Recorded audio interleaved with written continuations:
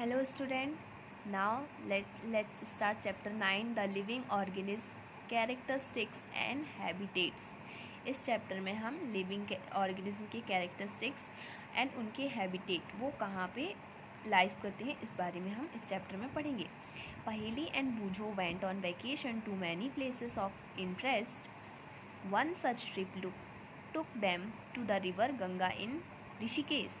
They climbed the mountain of the Himalayas where it was very cold. They show many kinds of trees on these mountains, oaks, pines and devdars, very different from the ones near their home on the plains. In yet another trip, they traveled to Rajasthan and moved on camels through the hot desert. They collected different kinds of cactus plants from this trip. Finally, they went on a trip to Puri and visited to see beach dotted with casuarina trees. While recollecting all the fun that they had on this trip, a thought struck them. All these places were so different from one another. Some were cold, some very hot and dry, and some places so humid. And yet all of them they many organisms of various kind. So Boojho and पहेली vacation पे different places पे घूमने के लिए जाते हैं. तो वो सबसे पहले गंगा रिवर में ऋषिकेश में विज़िट करने जाते हैं. वहाँ पे वो हिमालयाज़ माउंटेन पर जब क्लाइंब करते हैं तो वहाँ पे डिफरेंट टाइप के जो ट्रीज़ हैं, for example oaks, pines and deodars, जिनका स्ट्रक्चर, शेप जो है, उनकी लीव्स जो हैं, उनके स्टेम, उनमें कुछ डिफरेंस होता है. तो वो जो कि हमारे यहाँ जो मतलब नॉर्मल जो प्लांट्स हैं उनसे डिफरेंट उनका स्ट्रक्चर है. सो वो डिफरेंट प्लेसेस पे. फिर इसके बाद राजस्थान पे मूव करते हैं. वहाँ पे वो कैमल्स को देखते हैं और कैक्टस प्लांट को डिफरेंट जो कैक्टस प्लांट्स हैं उनको कलेक्ट करते हैं. फिर नेक्स्ट वो पुरी में विज़िट करने जाते हैं. वहाँ पे वो सी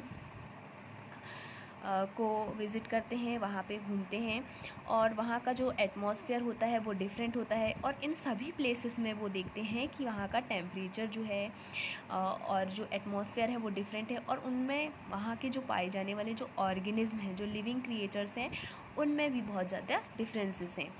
So they tried to think of a place on earth where they may not be any living creatures. Bujo thought of places near his home. Inside the house that he tried the cupboard, he had thought that there may not be any living organism here. But he found one tiny spider in the cupboard. Outside the home too, there did not seem to be any place he could think of that did not have living creature of some kind of the other. Paheli started thinking and regarding about far away places. She read and people have even found teeny living organisms in the opening of volcanoes.